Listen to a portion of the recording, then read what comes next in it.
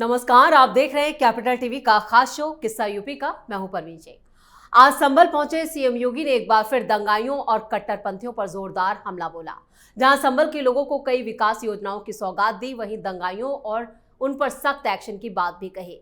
संभल हिंसा को लेकर उन्होंने कहा कि हमारी सरकार में सभी सुरक्षित हैं, सिर्फ दंगाई असुरक्षित हैं। पिछली सरकार में अराजकता थी, ना व्यापारी सुरक्षित था, ना बेटी सुरक्षित थी, लेकिन अब पब्लिक सेफ महसूस करती है। दंगाइयों के ऊपर अब महाकाल का वास्तविक असर दिखाई पड़ रहा है। अब दंगाई दुर्गति को प्राप्त हो रहे हैं। उन्होंने आगे कहा कि संभल ने दंगाइयों से लड़ने के लिए नई ताकत दी है।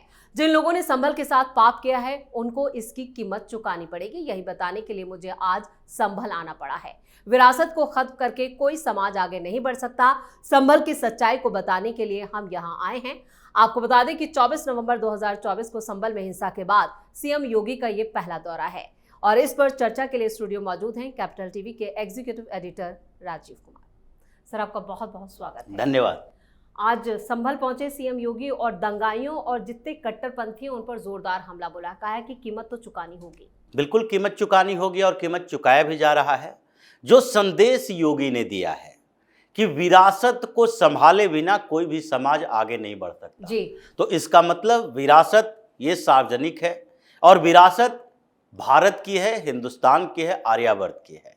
इसीलिए यहाँ के मुसलमानों की बात नहीं होती, यहाँ के मुसलमानों के उधार ली हुई संस्कृति और विरासत की बात होती है।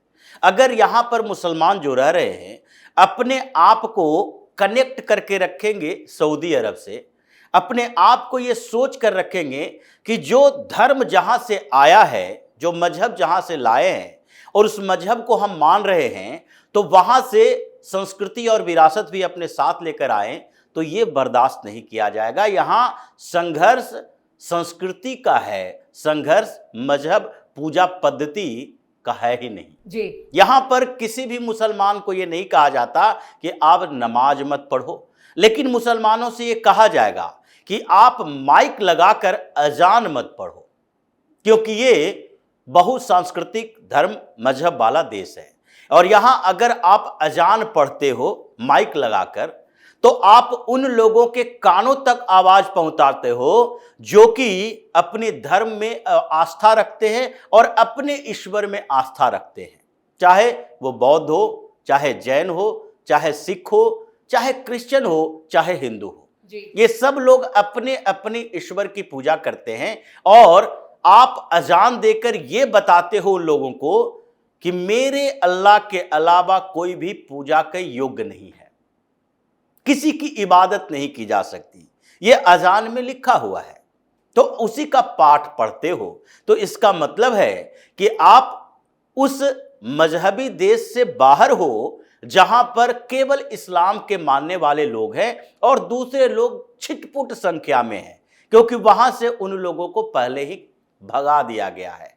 अब आपके अपने लोगों के कानों तक ये आवाज पहुंचे कोई बात नहीं, लेकिन आप दूसरे धर्म मजहब के लोगों को बता रहे हो कि देखो हमारे अल्लाह के अलावा कोई इबादत के लायक नहीं है, और दूसरे जो भी ईश्वर हैं, अगर सनातन धर्म मानने वाले, हिंदू धर्म मानने वाले लोग हैं तो भगवान श्री राम को मानते हैं, कृष्ण को मानते हैं, ब्रह्मा महादेव को मानते हैं, तो वो पूजा के योग्य नहीं है।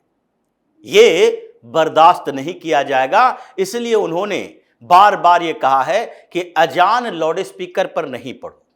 अजान देना है, आपको अपने लोगों को बताना है, तो उसके दूसरे साधन तैयार करो जी, अलार्म तैयार करो, क्योंकि यहां पर ऐसा है ही नहीं कि 1 किलोमीटर 2 किलोमीटर के दायरे में जहां पर मस्जिद है और जहां से अजान दिया जाता है, उसके 1-2 किलोमीटर के दायरे में जहां तक लाउड स्पीकर की आवाज जाए, वहां मुसलमानों के अलावा कोई दूसरे लोग है ही नहीं।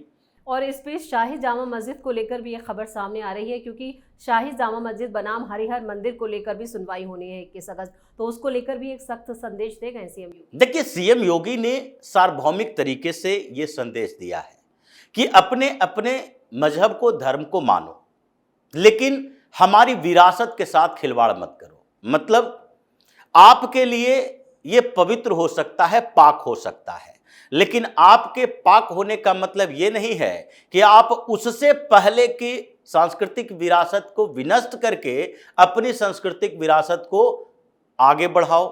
तो इसलिए बीच के गैप को ध्यान रखना पड़ेगा।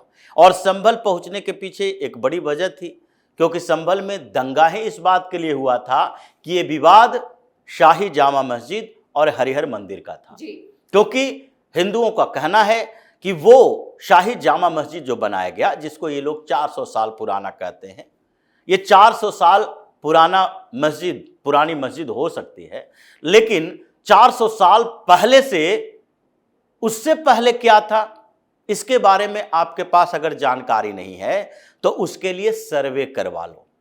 डिमांड तो यही थी। डिमांड इस बात की थी कि हम ये जानना चाहते हैं कि हम 400 सालों तक इससे अलग रहे, दूर रहे, तो इसका मतलब ये नहीं है कि हमें हमेशा के लिए इससे दूर रखा जाए।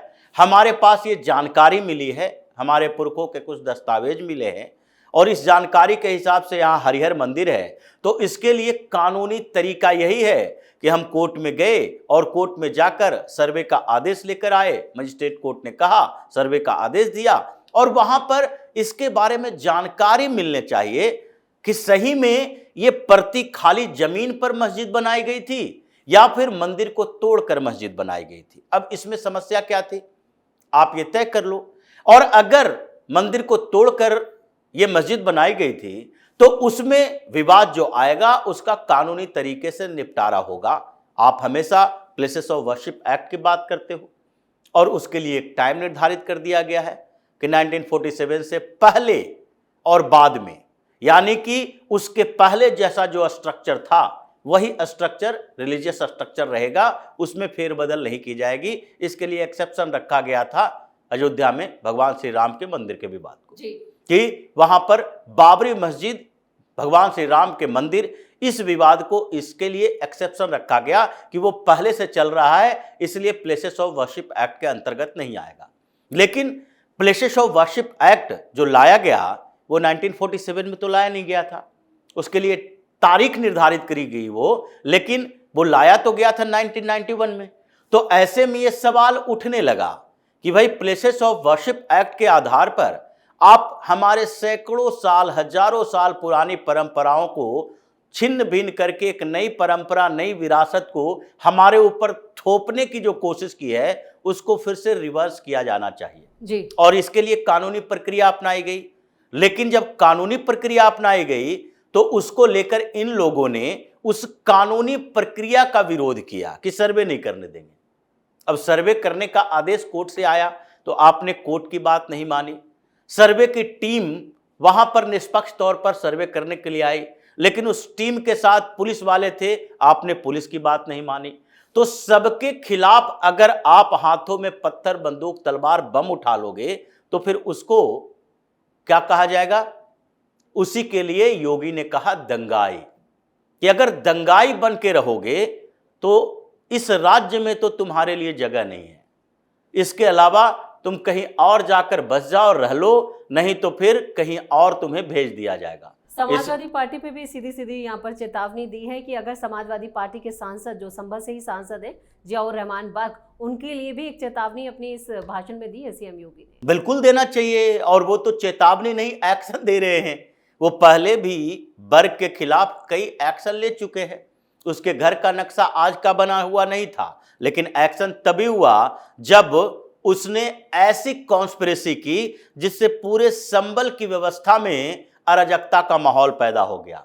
उसने सांप्रदायिक दंगा करवाने की कोशिश की, क्योंकि अगर उसने भड़काया नहीं होता, वो फंडिंग नहीं करवाई होती, चारों तरफ से लोगों को लाया नहीं होता, तो वो पुलिस पर हमला नहीं करते और पुलिस उस पर गोली नहीं चलाती। तो ये सरकार को बदनाम करने की साजिश थी। जो सामान्य प्रक्रिया यानी कानूनी प्रक्रिया के तहत हो रहा था, उसमें ऐसा तो था नहीं कि संबल मस्जिद में सर्वे होता और दूसरे दिन उसको बुलडोज कर दिया जाता।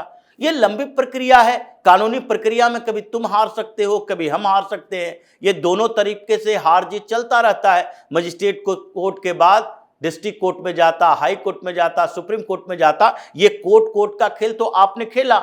आप भी सुप्रीम कोर्ट तक पहुंचे संभल के मामले को लेकर, लेकिन जब ये लोग सुप्रीम कोर्ट तक पहुंचे उससे पहले इसने दंगा करवा दिया था। तो इसीलिए योगी ने एक संदेश दिया है पूरे उत्तर प्रदेश के उन जिहादी तत्वों को, उन दंगाइयों को और संभल के सांसद वर्ग को कि अगर फिर से ऐसी कर्म करने की कोशिश की, ऐसे काम करने की तैयारी की, ऐसी साजिश की, तो उसका जवाब पहले से ज्यादा कठोर दिया जाएगा। और ये संभल की भूमि विरासत को लेकर चल रही है और उस विरासत की सुरक्षा करना मुख्यमंत्री होने के नाते मेरा कर्तव्य बनता है। इसलिए हम विरासत के साथ कंप्रोमाइज नहीं कर सकते।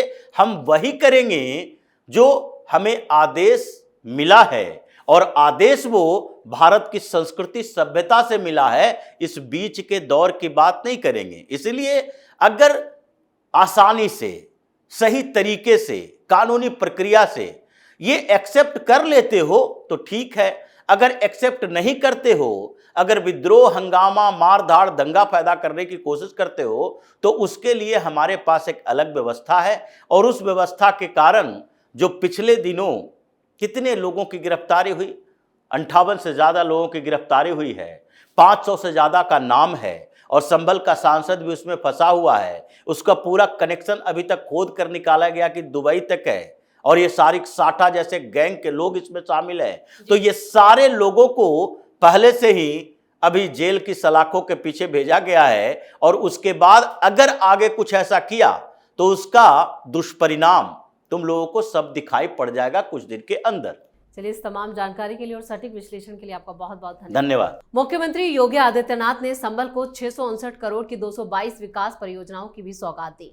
अब संभल में सामाजिक, सांस्कृतिक और आर्थिक विकास की दिशा को एक नई गति दी जाएगी। साथ ही संभल को भगवान कल्कि के अवतार की भूमि के रूप में भी विकसित किया जाएगा।